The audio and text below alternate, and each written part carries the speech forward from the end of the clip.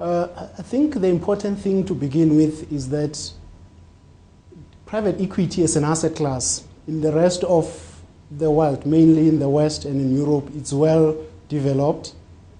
But in Africa, it's still a new asset class.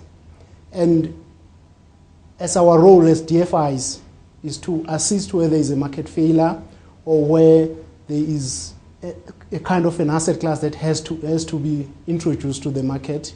After considering the merits and the benefits coming from the private equity as an asset class, DFIs over the past few years decided that we shall lead the development of this asset class.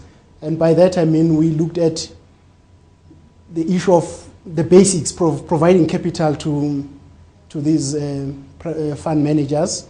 And the recent studies currently show that in the last year, 70% of capital that was actually contributed by investors to private equity was from DFIs.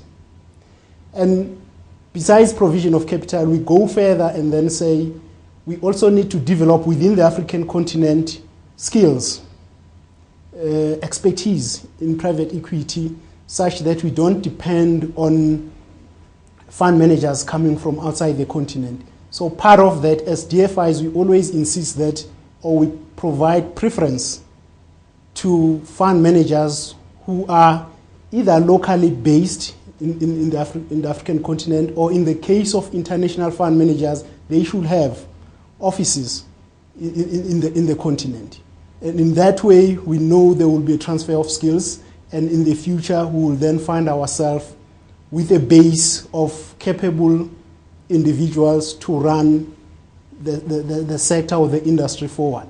So this has been our contribution. And we go further also other things that we insist on, whereby a typical private investor will not insist on. Like for us, sustainability, environment, governance, social uplift of people or of markets where these players are.